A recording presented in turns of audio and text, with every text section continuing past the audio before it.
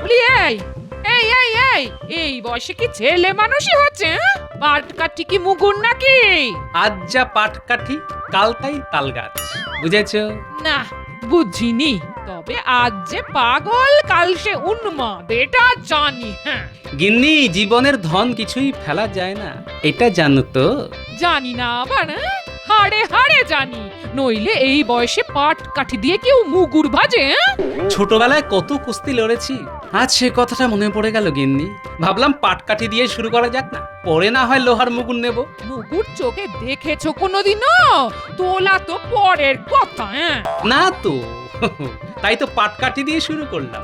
মুগুর না ভাজলে বুঝি পালোয়ান হওয়া যায় না? বাহ বাহ, চমৎকার একটা যুক্তি দিলে। দড়না টেনেই কেউ যদি মাঝি হয়ে যায়, তবে তো নৌকোয় কেউ উঠবে। বুঝেছি, খাট হয়েছে বাবা, এই ভুল আর করবো না, কথা দিলাম।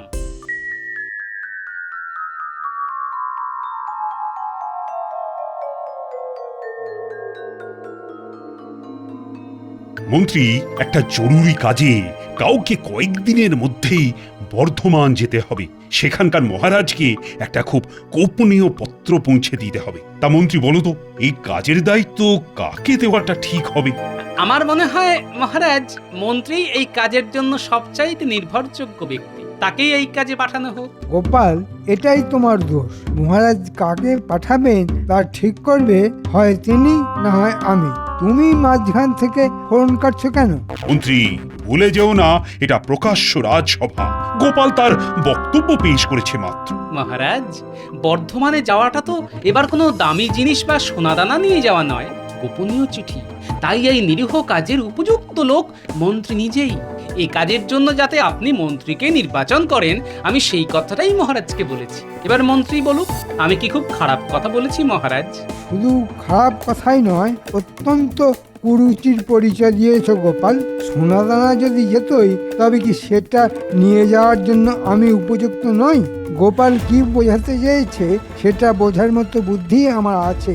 এই দেখুন, একটা সহজ কথা কিভাবে মন্ত্রী একেবারে উল্টো দিকে ঘুরিয়ে দিল। আমি বলতে চেয়েছিলাম, সোনাদানা নিয়ে গেলে রাস্তায় চোর ডাকাতের ভয় থাকে, এমনকি প্রাণের মায়াও মাঝে মাঝে ত্যাগ করতে হয়। কিন্তু একটা চিঠি নিয়ে গেলে তার কি কোনো মূল্য ডাকাতদের কাছে আছে মহারাজ? কিন্তু এই সাধারণ কথাটাই মন্ত্রী তার অসাধারণ বাগ্মিতায় ঠিক উল্টো পথে চালিত করলো। মহারাজ, এই ব্যাপারে আমার আর কিচ্ছু বলার নেই, এই আমি চুপ করলাম। আপনি যে সিদ্ধান্তই নেবেন আমি মাথা পেতে নেব মহারাজ। তাহলে আমিই বলি, কে যাবে? গোপাল ঠিক কথাই বলেছে, এটি রাজকার্যের মধ্যেই পড়ে। তাই মন্ত্রীকেই আমি নির্বাচিত করছি এই কাজের জন্য। কি মন্ত্রী, রাজি তো? আমি আর কি বলবো মহারাজ, গোপালই তো আমার হয়ে সব বলে দিয়েছে। সহজ করে কথা বলেন না কেন? আপনি যাবেন কি যাবেন না সেটা মহারাজকে স্পষ্ট করে বলে দিন না। আগে গোপাল যখন চাইছে তখন আমিই যাব। মহারাজ, আপনিও সেটাই চাইছেন, তাই আমার কাজ আমাকে বুঝিয়ে দিন, আমি যাওয়ার জন্য প্রস্তুত। উত্তম উত্তম, তাহলে যাওয়ার জন্য তৈরি হও, এবং সেটা যত তাড়াতাড়ি সম্ভব।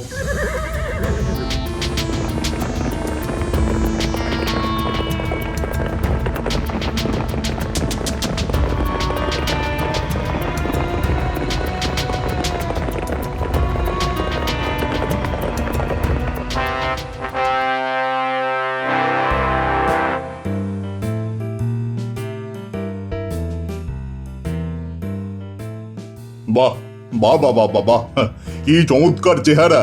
তোমরা সবাই দেখো, দেখো, এই না হলে পালোয়ান। খুব খুশি হলাম তোমার খেলা দেখে, খুব খুশি। মহারাজকে খুশি করতে পেরে আমার জীবন ধন্য হয়ে গেল। তা তুমি তো কুস্তি করো।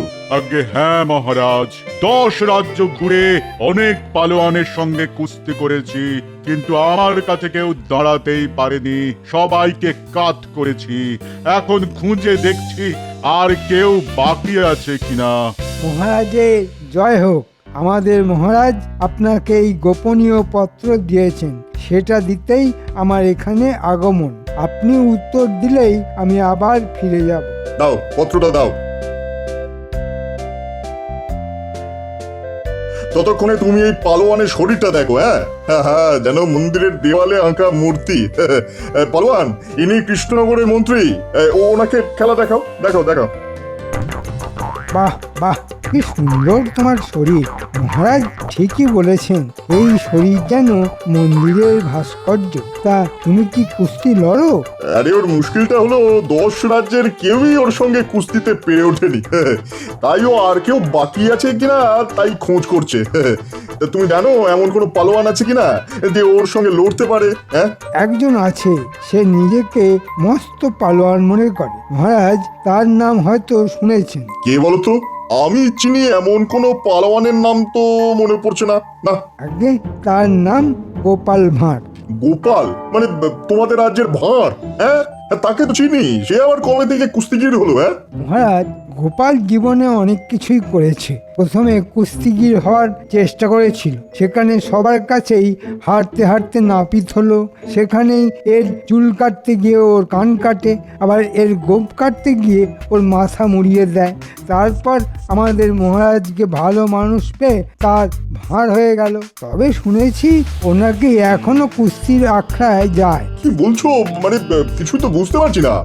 গোপাল কখনো কুস্তি করতো এটা তো আমি বিশ্বাসই করতে পারছি না। হ্যাঁ, আচ্ছা, আপনার পালোয়ানকে বলুন ও যেন বলে সে কৃষ্ণনগরের পালোয়ান গোপাল ভাঁড়ের সঙ্গে লড়তে চায়। এই কথা রটিয়ে দিলেই দেখবেন গোপাল রাজি হয়ে যাবে। এ ব্যাপারে আমি আপনার সঙ্গে বাজি ধরতে পারি, আর এই রটনার কাজটা আপনিই করবেন। কে এই গোপাল ভাঁড়?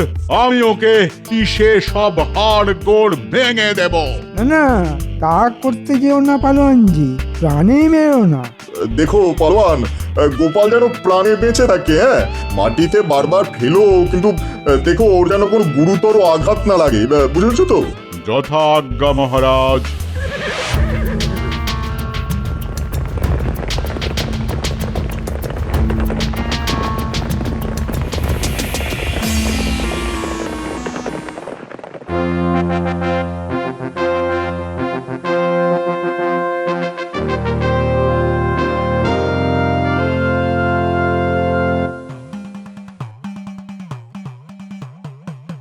মন্ত্রী, এই কাকে নিয়ে এসেছো? এরকম চেহারা তো সচরাচর দেখা যায় না। এ কি পালোয়ান? কুস্তি করে? আগে হ্যাঁ মহারাজ, এর শরীরের পেশি দেখলে মন ভালো হয়ে যাবে, দেখবেন নাকি? নিশ্চয়ই মন্ত্রী, দেখব। পালোয়ান, দেখাও তো তোমার এই সুগঠিত পেশির খেলা। এই দেখুন আমার শরীর কেমন কথা বলে। বাহ বাহ বাহ বাহ, এ কি শরীর নাকি পাহাড়! আহাহাহা, সবার শরীর যদি এমনটা হতো। মহারাজ, আপনি প্রীত হয়েছেন শুনে আমি ধন্য হয়ে গেলাম। তা তোমার এখানে আগমনের কারণ? মহারাজ, 10 রাজ্য ঘুরে এমন কোন পালোয়ান পেলাম না যে আমার সঙ্গে কুস্তিতে জয়লাভ করেছে, তাই এখানে এলাম। এখানে কেন? মানে সেরকম পালোয়ান এখানে আছে বলে তো শুনিনি যে তোমার মতো ভীমের সঙ্গে লড়াই করতে চায়। মহারাজ, শুনেছি আপনার সভায় গোপাল ভাঁড় বলে একজন পালোয়ান আছে। আমি তার সঙ্গে লড়তে এসেছি। তাকে হারাতে পারলে কোনো রাজ্যেই আমার আর কোনো প্রতিদ্বন্দ্বী থাকবে না। হ্যাঁ, কি কি কি বললে তুমি? গোপাল ভাঁড় সে লড়বে তোমার সঙ্গে কুস্তি? এই বুদ্ধি তোমাকে কে দিয়েছে? নিশ্চয়ই আমার মন্ত্রী। মহারাজ, এমন কাজ আমি করতে পারি? গোপাল আমার কতদিনের সহকর্মী, তার কোনো ক্ষতি হোক সেটা আমি চাইবো? এটা হতে পারে? পালোয়ান, কে তোমাকে গোপালের নাম বলেছে? সে যে পালোয়ান সেটাই বা তোমাকে কে বলল? বর্ধমানে সবাই মহারাজ, ওরা বলল গোপাল মস্ত পালোয়ান। ওকে যদি তুমি পরাজিত করতে পারো তবেই বুঝবো তুমি সর্বশ্রেষ্ঠ কুস্তিগীর। মহারাজ, এই কথাটা পালোয়ান যে ভুল কিছু বলেনি। আজ পর্যন্ত আমাকে কেউ হারাতে পারেনি। আর পালোয়ান যখন চাইছে, হয়তো অনেকেই তাই চেয়েছে, তাই আমি রাজি মহারাজ। কি বলছো তুমি গোপাল? এই ভীমের মতো পালোয়ানের সঙ্গে তুমি লড়াইটা করবে আর তোমার মৃত্যুর জন্য দায়ী হয়ে থাকবো আমি? না না না না, সেটা হতে পারে কখনো? মহারাজ, এই লড়াইয়ের সঙ্গে আমাদের রাজ্যের সম্মান জড়িয়ে আছে। গোপাল যদি পরাজয়ের কথা চিন্তা করে পিছিয়ে যায় তবে তা খুবই অসম্মানের হবে। আমার মনে হয় গোপালের রাজি হয়ে যাওয়া উচিত। তুমি তো বলেই খালাস, কিন্তু এই ভীম বাহাদুরের সঙ্গে কুস্তি লড়তে গিয়ে যদি গোপালের প্রাণ সংশয় হয়, তার দায়িত্বটা বা দায়টা কে নেবে? হ্যাঁ, না মহারাজ, আমি কুস্তিগীর, খুনি নই। গোপাল ভাঁড়কে শুধু দু পাক আকাশে ঘুরিয়ে আলতো করে মাটিতে শুইয়ে দেব, আমি আপনাকে কথা দিলাম। মহারাজ, এর উল্টোটাও তো হতে পারে, আপনি দুশ্চিন্তা করবেন না। দাদু, তুমি নাকি কুস্তি করবে এক পালোয়ানের সঙ্গে? তুই কি করে জানলি?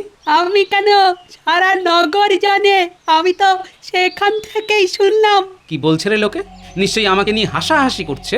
তা একটু করেছো বটে, তবে সবাই চাইছে তুমি জিতে কৃষ্ণনগরের সম্মানটা রক্ষা করো। কিন্তু তুমি পারবে কি করে? ওই পালোয়ানের চেহারাটা তো পাহাড়ের মতো। ওরে, চেহারা থাকলেই কি জেতা যায়? প্রকৃতি কি মানুষকে মস্তিষ্ক দেয়নি রে? তার তবে কাজটা কি? দাদু, তুমি কিন্তু আবার লড়াই করতে যেও না। পালোয়ানকে কিন্তু সামনাসামনি পটকানো খুব সহজ হবে না। তা জানি, কিন্তু বুদ্ধিং যস্য বলং তস্য, বুদ্ধিটা একটু খাটা, ঠিক পথ পেয়ে যাবি। তুমি ভাবো আমরা কাজটা করে দেব। একটু ভেবে তারপর তোদের বলবো। আচ্ছা।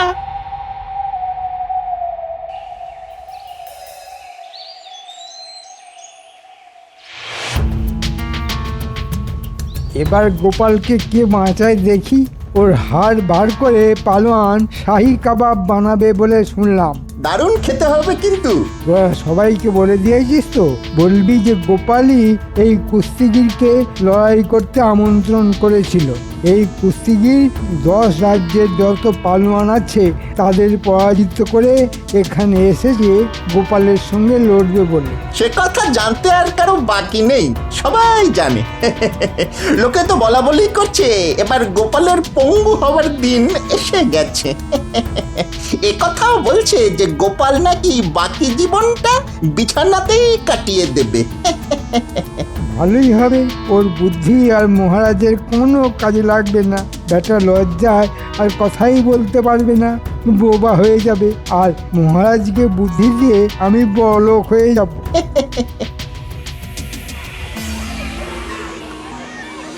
দেখে নিন, এই সেই পালোয়ান যার সঙ্গে গোপালের লড়াই হবে। সবার কিন্তু আশা চাই। এটা গোপাল কি করলো? এই ভীমের মতো পালোয়ানের সঙ্গে কুস্তি করবে আমাদের গোপাল ভাঁড়? এ তো আত্মহত্যা করা সামিল। গোপালের মতন বুদ্ধিমান মানুষ শেষ পর্যন্ত এভাবে মরবে, এটা কিন্তু মানা যাচ্ছে না।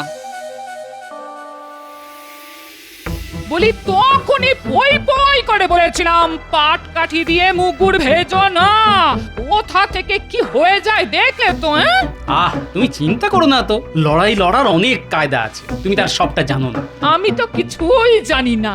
যখন হাত পা ভেঙে বিছানায় পড়ে থাকবে তখন তো সেবা আমাকেই করতে হবে। কেউ এসে কি কোনো খোঁজ নেবে? কেউ এসে কি কিছু করে দিয়ে যাবে? আমি কারো সেবা নেই না গিন্নি, বরং অন্যের সেবা করি। সে যাকে, এখন যা বলি সেটা ভালো করে শোনো। এই তোরাও শোন। আমি তো জানি রাখে গোপাল, মারে কে। এমন একটা বুদ্ধি বার করবে যে ওই বেটা পালোয়ান পালাতে বাধ্য হবে। আগে কথাটা তো শোনো। গিন্নি, তোমার ভাঁড়ারে যত গুড় আছে তা পুঁটির বাবার হাতে দিয়ে দাও। কুস্তিতে গুড় কেন লাগবে? ঠিক বুঝলাম না তো। আগে কথাটা শোনোই না, তারপর যা বলার বলবে। আগে দুঃখিত। হ্যাঁ, যা বলছিলাম। গিন্নি শোনো, তোমার হাতে যত গুড় আছে তা নিয়ে জামাই যাবে লড়াইয়ের মাঠে। যেখানে কুস্তির দাগ কাটা আছে সেখানকার মাটিতে গোল করে গুড় ছড়িয়ে রাখবে, মাটির সঙ্গে মিশিয়ে। কেউ যেন তা আগে থেকে বুঝতে না পারে। আর গুলটে, তোকে একটা কাজ করতে হবে, পারবি তো? দাদু, কোন কাজটা আমরা পারিনি? তুমি যেভাবে বলবে সেভাবেই করব। বেশ, তবে একটা কাজ কর, পিঁপড়ে ভর্তি কিছু মাটি নিয়ে আসতে পারবি? বেশ অনেকটা।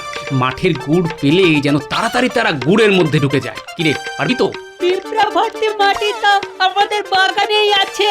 মাটিটা ঝুড়ো, একটা ঠোঙায় করে নিয়ে যেতে হবে। তুই ওই মাটিতে বেশ কিছুটা গুড় ছড়িয়ে আয়। কাল সকালের আগেই ওই মাটি আমাকে ঠোঙায় করে দিয়ে দিস, কেমন? বুঝেছি। আমি কাল কেউ ঘুম থেকে ওঠার আগেই পিঁপড়ে ভর্তি মাটি তোমাকে দিয়ে যাব। সাব্বাস ছেলে। কাজটা কিন্তু ভালো হলো না মহারাজ, এটা মন্ত্রী চালাকি বলেই মনে হচ্ছে। আমি তা জানি রানী। গোপালকে পঙ্গু করে দেওয়ার জন্যই ও ওই পালোয়ানকে এখানে ডেকে এনেছে। কিন্তু গোপাল যে কেন রাজি হতে গেল? ও তো না করলেই হয়ে যেত। মহারাজ, গোপাল নিশ্চয়ই কোনো উপায় বার করে রেখেছে। ওহ, তোমার কথাই যেন সত্যি হয় রানী। আমাদের গোপালের যেন কোনো ক্ষতি না হয়।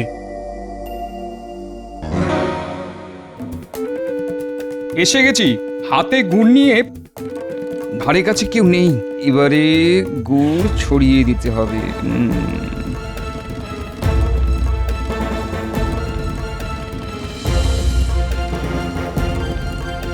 ওই তো গাছটা, ওর মাটিতেই পিঁপড়ের বাসা ভর্তি। এবার আরো গুড় ছিটিয়ে দিলাম, কত খাবি খা। কাল সকালে কিন্তু কাজের কাজটা করতে হবে। কিরে, বুঝলি রে লক্ষ্মী পিঁপড়ের দল? যাক, কুস্তির জায়গাটা একেবারে গুড়ে মাখামাখি করে দিয়েছি। কাল এমনিতেই এমন পিঁপড়ে আসবে যে পালোয়ানের পালানো ছাড়ার কোনো পথ থাকবে না।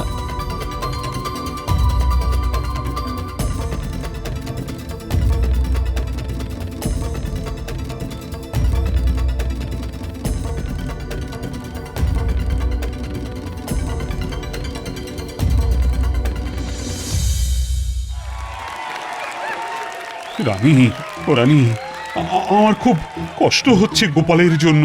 আমি তো প্রার্থনা করেই যাচ্ছি যেন গোপালের জয় হয়। কি করে সম্ভব সেটাই তো বুঝতে পারছি না। তুমি বুঝেছো? না, তা বুঝিনি।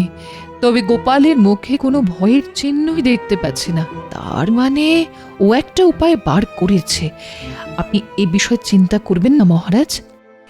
আমার একদিকে আছে আমাদের গোপাল, যাকে আপনারা ভাঁড় বলেই জানেন। খুব ভালো কথা বলে। সেটা কতটা কাজের আর কতটা অকাজের সেটা নিয়ে আমি কোনো মন্তব্য করতে চাই না, অন্তত মহারাজের সামনে। উনি সবই জানেন। শুনলে রানী, গোপালকে কিরকম অপমান করছে মন্ত্রী। আমার ইচ্ছে করছে না গিয়ে ওর কানটা মুলে দিই। তা আমাদের গোপাল ভাঁড়ের খুব নামডাক, তা আপনারা সবাই জানেন। তা শুনে এই পালোয়ান সুদূর দেশ থেকে এখানে এসেছে গোপালের সঙ্গে কুস্তি লড়ার জন্য। আর হ্যাঁ, গোপাল এই পালোয়ানের সঙ্গে লড়ার ইচ্ছেতে রাজি হয়ে যায়। আজ তারই পরীক্ষা হবে। আসুন আমরা এখন এই কুস্তি দেখি।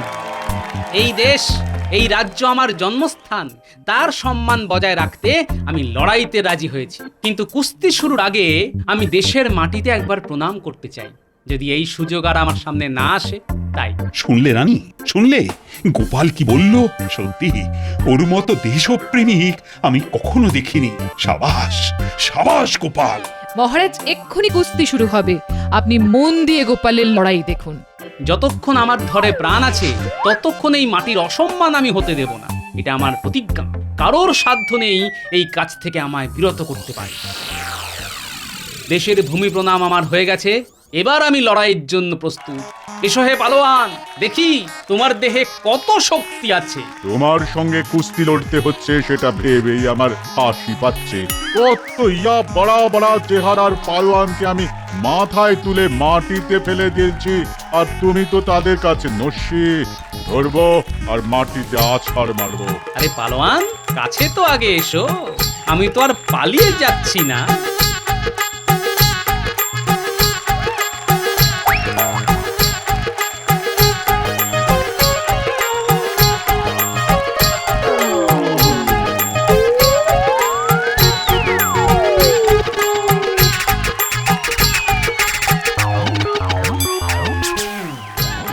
মরে গেলাম, মরে গেলাম, বাপরে বাপরে, এত পিঁপড়ে করতে গেল। মরে গেলাম, মরে গেলাম, মরে গেলাম। গোপাল, গোপাল, গোপাল। না না, আমি আর পারছি না, আমি আর পারছি না। পালাই পালাই পালাই, আমি লড়বো না, আমি পালাবো, আমি পালাবো। আরে আরে পালোয়ান পালাচ্ছে, এও কি সম্ভব রানী? সব সম্ভব। গোপালের পক্ষে কোনো কিছুই অসাধ্য নয় মহারাজ। আমার সঙ্গে লড়াই করতে গিয়ে ভয় পেয়ে পালোয়ান মাঠ ছেড়েই পালালো। মহারাজ, তাহলে এই লড়াইতে কে জিতলো? কে আবার? তুমি জিতেছো। আর শুধু তাই নয়, তুমি কৃষ্ণনগরের সম্মান রেখেছো। জয় জয় গোপালের জয়, জয় গোপালের জয়। আরে ও পালোয়ান, কি আশ্চর্য! তুমি মাঠ ছেড়ে পালালে কেন? এখন আমি মুখ দেখাবো কেমন করে? মাথা খারাপ, পিঁপড়ের সঙ্গে লড়বো কেমন করে? আরে আমি তো সেটাই বলছি। গোপাল তোমার সামনেই একটা পিঁপড়ের মতো, আর ওর ভয়ে তুমি মাঠ থেকে পালিয়ে এলে, এই তোমার সাহস! ছি ছি ছি। ওসব বড় বড় কথা আমাকে বলে লাভ নেই। পিঁপড়ের কামড় আমি খেতে পারবো না। তুমি একটা হতচ্ছাড়া, আমাকে পিঁপড়ের কামড় খাওয়ালে। তুমি আমার বুকে এসো গোপাল। এই অসম্ভব ব্যাপারটা কি করে ঘটালে তা আমি কিন্তু এখনো বুঝতে পারিনি। আমি পেরেছি, আর এই জন্যেই গোপালকে রক্ষা কারো পক্ষে সম্ভব নয়।